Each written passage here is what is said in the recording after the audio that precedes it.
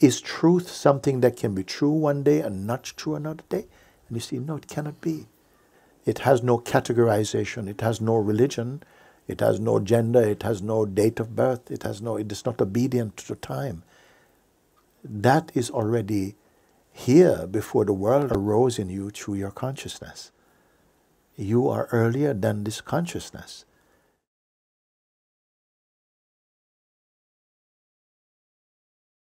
I want to share some trick I recognize in my looking. Yes. There is some distractions, and I recognize without the person pull into the distractions, it's just movement. Just movement, yes. And I ask myself, what make this person to go to the distractions? It's the feeling of I need to do with it something, or to choose with it something. And I found some not clear steps to do, because my mind play with me. There is no choose. You cannot choose as a person. There is just consciousness, and you perceive the choosing.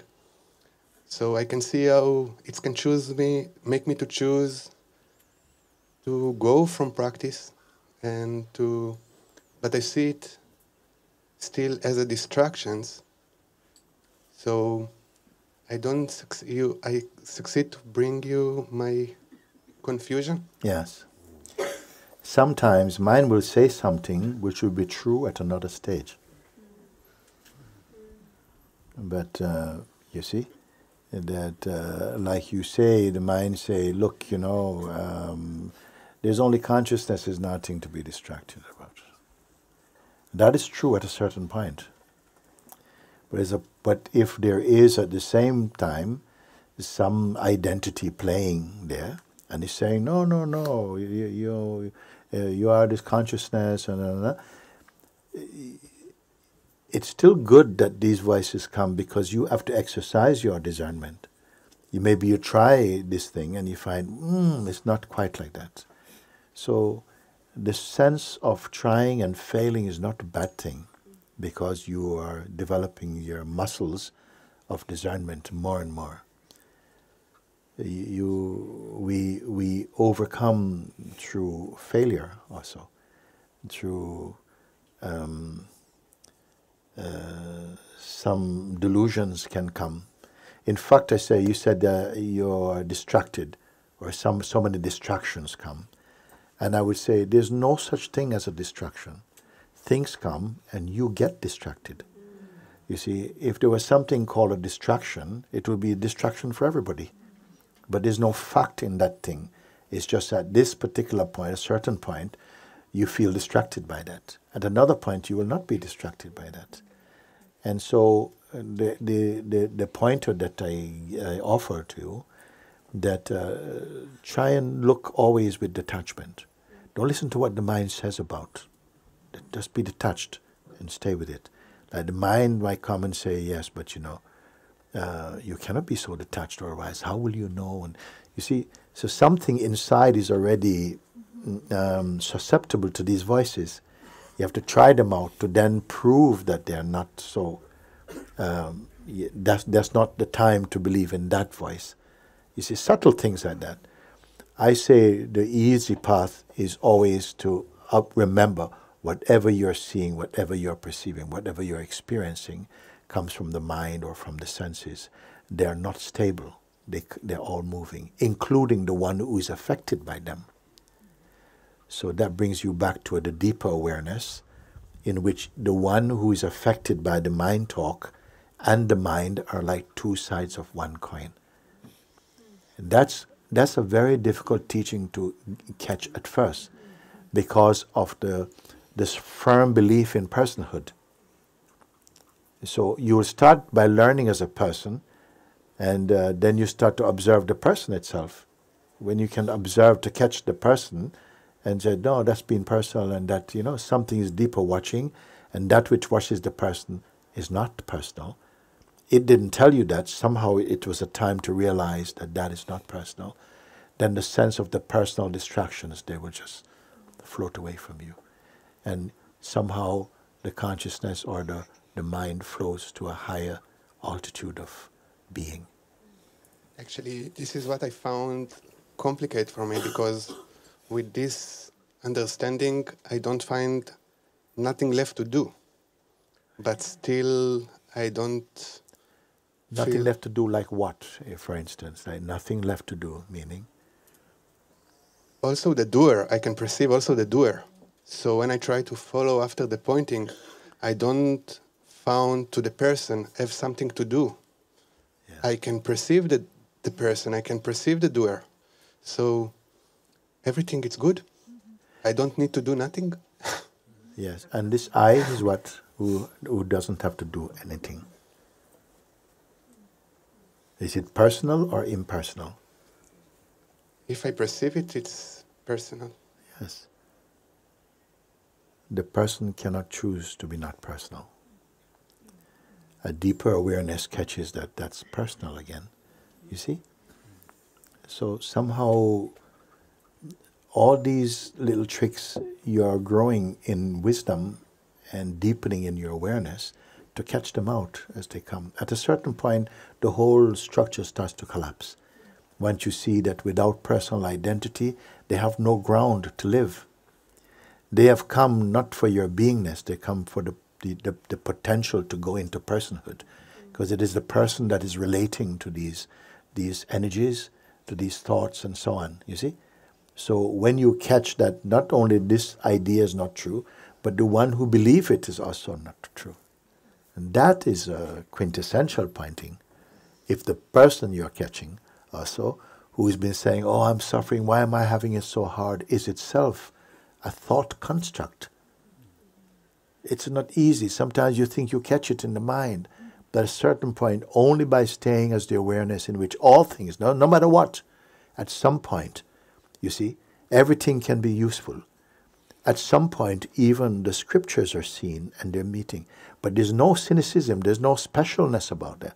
You're seeing that everything is phenomenal. Because something you perceive today to be truth, in a phenomenal way, the next moment you question it, you see, like that. So is truth something that can be true one day and not true another day? And you see, no, it cannot be. You see, and truth is not, the truth I'm speaking of has no opposite like a lie. Truth is a being, just being. It has no categorization, it has no religion, it has no gender, it has no date of birth, it is not obedient to time. That is already here before the world came in you.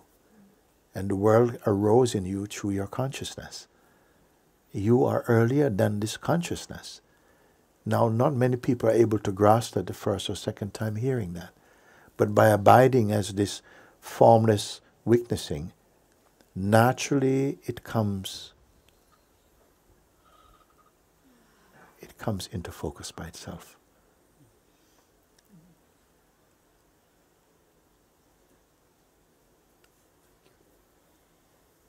These things, they will come, that you feel, I have no way, because now I'm very happy that you expose this, because there are people who will tell you, yeah, there's nothing to do, there's nothing to be, nothing to do, but they have a smell about it, like a little bit of arrogance, a little bit of something will give them away. And if you don't catch it there, you'll catch it soon. There's a time when you really believe, yes, I got it, there's no such thing as a person, there's only awareness, I'm the consciousness, I wasn't born. And if you hear someone speaking like that, watch it. I recognize it in me, actually. Yes, it can become. That's good if you catch it in you, better than also catching it in others. You catch it. And it's something that once you catch it, it's not like, oh, that's disgusting. No. The mind is imitating a little bit like this. You catch it, and more somehow something watches that and become more aware. When it comes up, there's a distance there. And just stay in the emptiness. You learn to stay in the emptiness. It is the greatest knowledge. I found this distance actually allow it to be. Allow to this person, he is know and everything flow and there is nothing to do. Yeah. I perceive it also. Yes. And it's probably part from the duality, part from the natural flow. It's what of the duality? It's part from the duality. It's different from the duality? No, or it's part in of the the duality. duality. Yeah, yeah, okay, good. And I can recognize how it's part from the duality. So I go back and I say, okay, also with this I don't have nothing to do. Also with this person, this is arrogance, things he think he know, and with this also I don't have what to do. Yeah. I feel like what you are sharing, if I'm hearing you correctly, that if you're catching that even the seeming arrogance of the one who knows is itself phenomenal and cannot be true. And it's simply recognized, but there's not any necessarily an emotional response to that. You follow? Mm-hmm. It's not like, oh no, I mean, I catch it. So that is also, and now we can say, well, okay, well, next time I just won't get emotional about it. And then still feelings. So all these subtle ways in which the mind and identity has found a way to kind of live has been something particularly aligned with your own karmic expression, while I use this, while that means something. But gradually as you're catching it, it's just that little puddle of water is drying up in your seeing.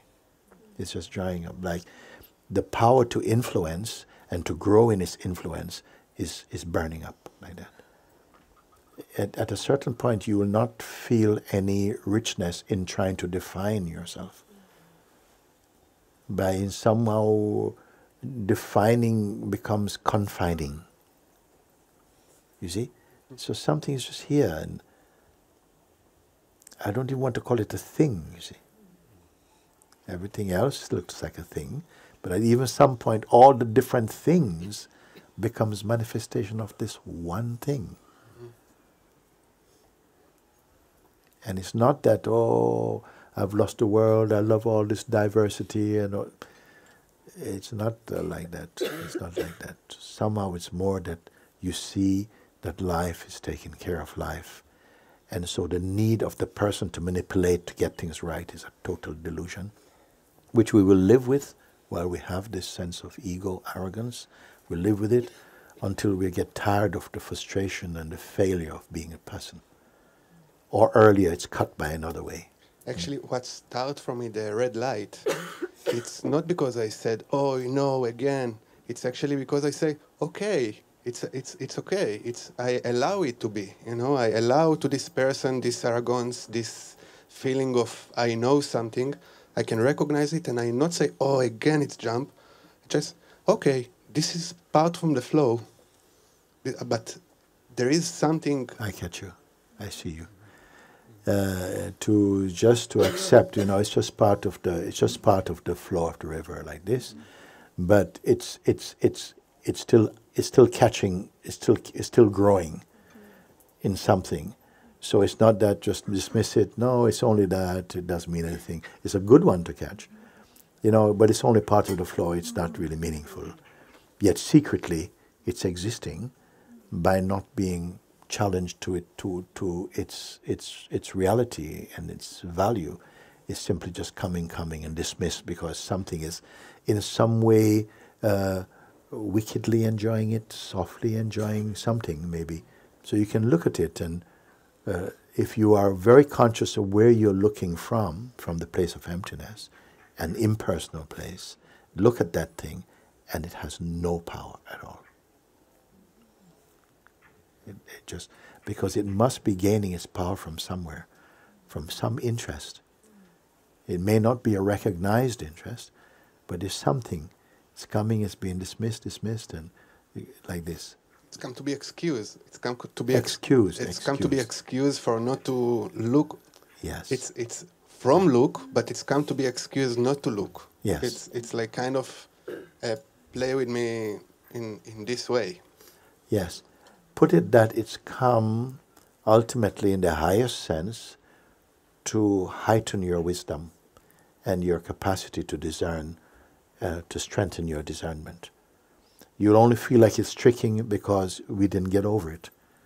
Then it grows, and somehow at some point you feel that you've been supporting a little monster or something. Mm-hmm. Yeah. I love that you speak about it like that, and you can see, If something is excusing it, you use the right word, it's excusing it, thinking it's innocent because I know it's not real. But when you know a thing is not real, it has no real influence. It has nothing, it doesn't even catch your attention. But if it's catching your attention and you're saying, but it's not real, then it's growing in some way. Your talking about it will make some power right now in that. Thank you, Guruji. Thank you for sharing that.